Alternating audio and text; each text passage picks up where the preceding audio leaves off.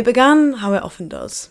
I saw a tweet of a TikTok. Maybe you saw it too, it's been doing the rounds.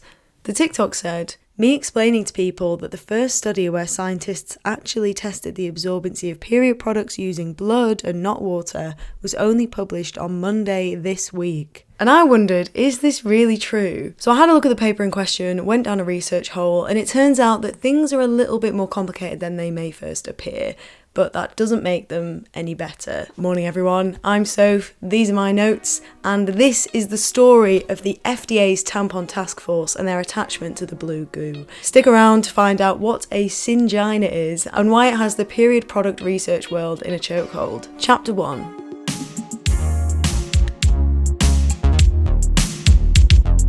The paper in question was published on the 7th of August of this year, 2023, and according to the tweet/TikTok in question, it is the first paper ever to compare absorbency of period products using blood. This is huge, right? And so I thought, if that's true, it would probably be the core argument of the paper, like that it's ridiculous that blood has never been used. However, when reading it, this isn't their main point. Instead, their emphasis is on more modern period products like cups, discs, and underwear. The authors argue that these products haven't had their absorbency officially tested and compared, and so they set out to do it. They opt to do so with blood, whereas individual period product manufacturers tend to test the absorbency of their products with water or salty water, aka saline. And we'll unpack that in a minute. I might dip between saying saline and saline.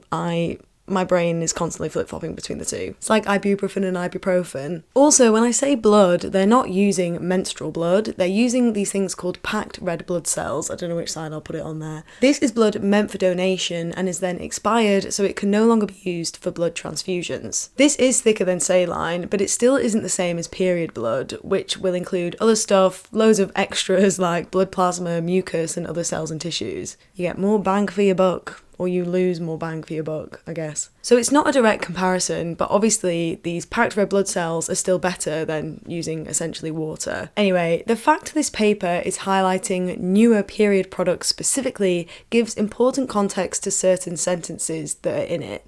For example, no study exists comparing the capacity of currently available menstrual hygiene products using blood. No other published study has analysed a variety of modern menstrual products utilising RBCs. That's red blood cells. The phrases currently available and modern are doing a bit of heavy lifting here. I don't think that the authors here are inferring that blood has never been used to compare absorbency of period products, because I feel like if that was true, they'd make that the core claim of their study. At least that's what I felt when I read it. Instead, I got the sense that they were saying that blood hadn't yet been used to study a wide array of products which are around today, like the discs and the cups and the underwear. And also something called a perineal ice pack, which I did not know was a thing. Which still isn't great, right? I had a menstrual cup in uni. That's like 10 years ago, so 10 years ago. So yeah, it's still taken a while for us to get around to this kind of study. And if you're wondering what they found, they basically looked at a bunch of US brands and they found that period cups could carry the most blood and underwear the least, which I found sad, because period underwear, in my opinion, is OP, in my opinion. Genuinely, Wooker period underwear. This is not spawn, but it's great. I've got it in there. So that was my first thought reading the paper, like, okay, that doesn't actually seem to be what they're claiming, that there's never been a study on period product absorbency with blood before. But then I thought, it could still be the case that this paper is the first blood absorbency test of any kind, but maybe they chose not to lead with that point. And pedantry aside about whether this has never been done before, it still feels ridiculous that most manufacturers test their products using salty water. So I set out to see if there were in fact studies where blood had been used to test product absorbency. And my attention was piqued by this bit of the paper. No industry standard exists for capacity testing of menstrual products except for tampons due to their historical link between absorbency and the risk of toxic shock syndrome. Individual manufacturers may report collection capacity of their product using a liquid such as saline or water. I thought, okay, if individual manufacturers are doing their testing with water and saline, maybe that's one thing, but perhaps this industry standard that was put in place for tampons after a toxic shock scare might actually have used blood, which led me to discovering the Tampon Task Force.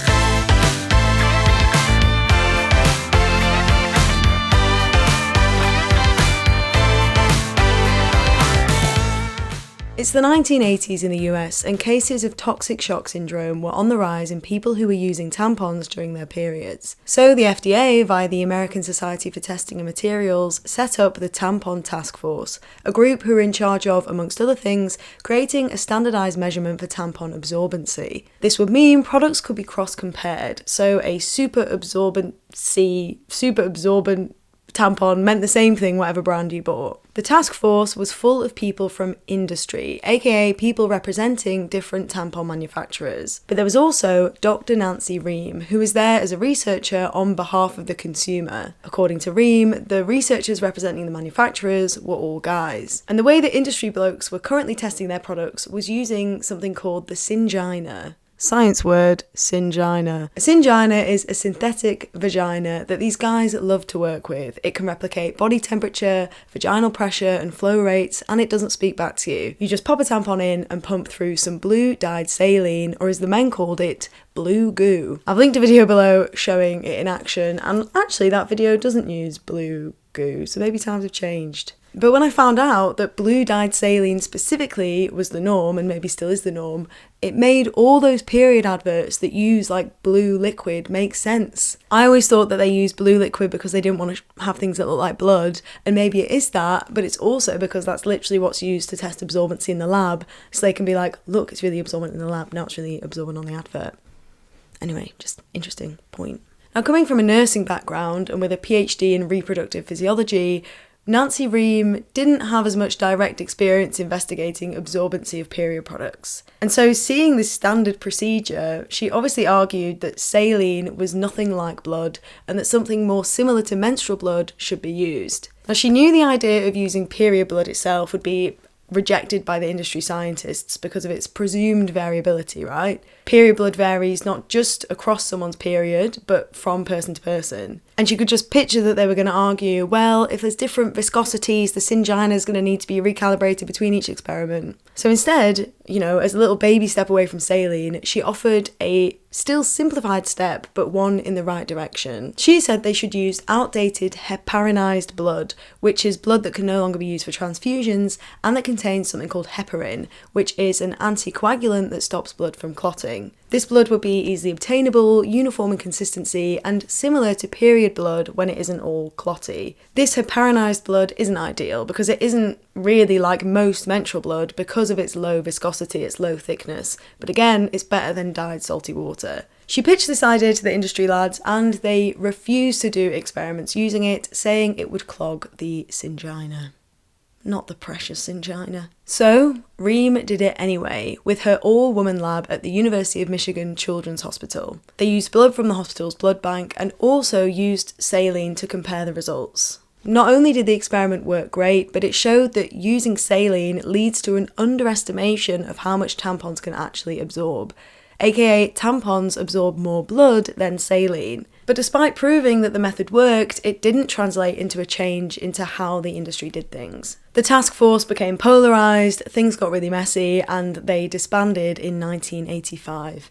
Zayn was the first to leave. Saline pumped through a syngina was left as the industry standard for checking tampon product absorbency. And this isn't just in the US, in the UK it seems to be the same as well. Now, the idea of saline being used for researching absorbency of stuff was disappointing enough to me when I thought that blood had never been an option. But the fact that now I know that Nancy's proof of concept of a more functional and more accurate experiment was right there, it feels even worse. But let's go back. With regards to the claim that blood has never been used to test period products, at least it was in that one case, that pioneering experiment led by Dr. Nancy Ream. However, if we talk about things being published, it would seem that that research wasn't because it was part of the FDA's task force stuff. Which leads me on to another sticking point, or clotting point.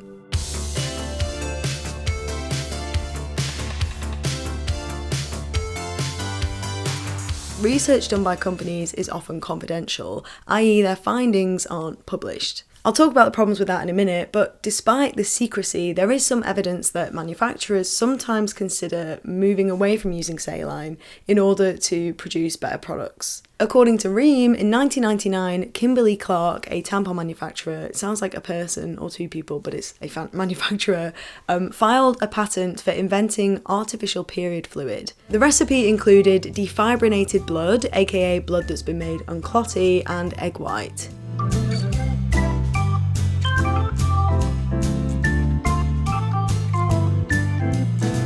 They also mentioned the idea of using pig blood from slaughterhouses, but still rejected the idea of using human blood. That was flipping 24 years ago though, so things may have changed in some capacity, but I just don't know. As I've said, from what I've read, I can rhyme all the time. As I've said, from what I've read, saline does seem to be the industry standard. And my feeling is that saline is cheap, so if labs can get away with using it, then they will. Oh, and it isn't just tampons, by the way. I've mainly spoken about those because of the whole task force thing and it gave me something to get my teeth into. But I had a quick look at pads and saline, again, pops up as the main testing culprit. But in this PDF from UNICEF, it states that pad absorbency, quote, shall be tested using coloured water or oxalated sheep or goat blood. So again, maybe blood is sometimes used. I don't know what people do. And besides, these aren't scientific studies, right? So does it even undermine the point that this study was the first? I find it a bit weird that we don't know what companies are doing, and I think it highlights the need for companies to be held accountable for the research they do, especially when it leads to claims on their products. If their research was shared and peer-reviewed like academic research, then it could also potentially be a time saver, right? Because it could save others from having to do it and then publish it. There seems to be this academic versus product research divide, and it would be useful if there was a bit more communication from the latter to the former. But then again, maybe people making products don't want sort of external beady eyes on their inner workings. Either way though, even if blood is sometimes used behind closed doors by companies to test their products, the pervasiveness of saline use is still an issue. Why? Because blood is thicker than saline, and that matters. I've already mentioned that Nancy Ream's studies showed that period products absorb more blood than saline. So the absorbency of period products that have been tested with saline is underestimated. Underestimation of how much products absorb can impact how heavy bleeding is diagnosed. So if a tampon of blood is more liquid than a tampon of saline, then using saline absorption rates to estimate how much blood you're losing means you will underestimate how much blood loss you have, right? So your bleeding could be heavier than you expect. That being said, the amount of blood that period products absorb can be tested in a lab using something called the alkaline hematin technique. And basically that's where you send your used period products to a lab and then they work out how much blood those products have absorbed, But that's happening after the fact, right? We're looking at how much blood a tampon has absorbed after it's absorbed it. So it'd be great if product testing could measure absorbency in a more accurate and reliable way. It'd be nice if things just did what they said on the tin, if they were what they were on the tin, if they did what they did on the tin, you know. But this has all been about absorbency. Testing period products with actual blood is about more than just that, guys. It can also give important insights into how tampons interact with menstrual blood. For example, if they break down, how the ingredients in the tampons or the pads, I don't know why I keep saying tampons, how the ingredients of any product interacts with the thing it's actually going to get into contact with, menstrual blood. Then there's the elephant in the room, or I guess I should say the syngina in the room, because there are also arguments against that I'm not going to go too deep into now, but basically, you know, menstrual flow isn't something that can be standardized, and anatomical workings are more complicated than what you can program a machine to do. And how much does the syngina represent the actual ecosystem of the vagina? Spoiler, I think not much. And then we get into the idea that, okay, there are some studies that have used blood, but even those types of blood aren't a great representation of menstrual blood. Yes, they're better than salty water, but this non-clotted blood still isn't directly comparable to period blood, which, like I said before, has loads of extra bits in it. And then this brings up another point. I'm nearly done, guys, honestly, but when it comes to menstrual fluid, we also don't know what normal is. Forget all the stuff about products and absorbency, whatever. Basic research is still needed on the composition and biology of menstrual fluid across different conditions and different, ages and different points in your cycle, or points in your period, I guess. Why are we so far behind? Well, as Nancy points out, there seems to have historically been a lot of ewness in regards to studying periods, and specifically the blood aspect of them. The sterilisation of the menstrual cycle, a syngina instead of a vagina, blue goo instead of blood, feels like a side effect of, as Nancy puts it, entrenched sexism and disgust at the female body. That isn't to say that the synthetic route can't have its uses as long as inaccuracies are taken into account, but to have this synthetic version of things completely usurp the use of blood, come on.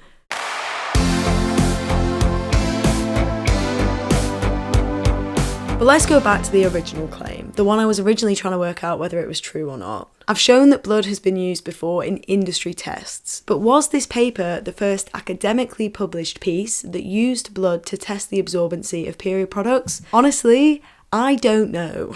I could have spent extra time trying to hunt out any academic paper that uses blood.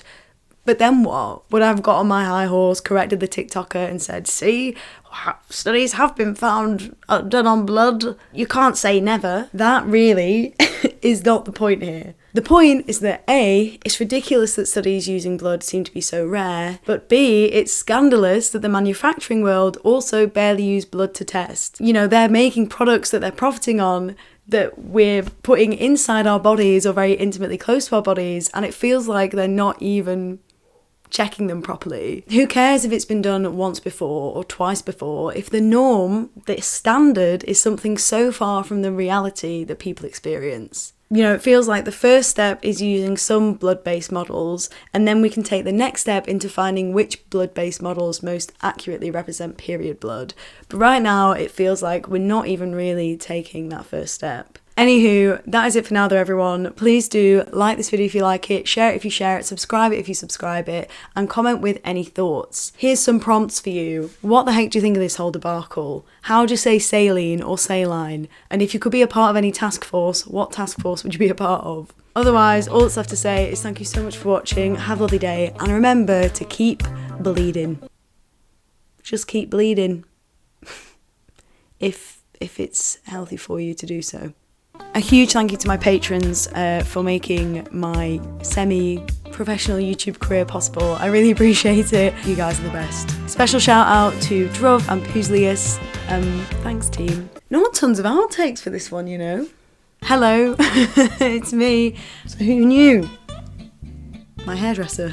That's who. Task Force is giving me Paw Patrol vibes.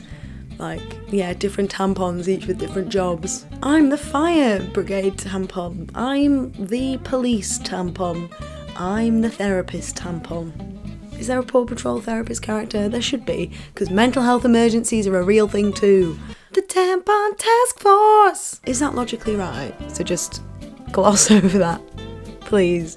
And I'm so excited for the lionesses. I've been doing kickboxing.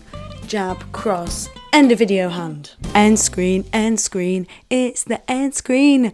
Click on a link or I'll think you really mean end screen. There's a playlist of me or a Patreon link or a video I chose for you. Improv, if you hadn't guessed.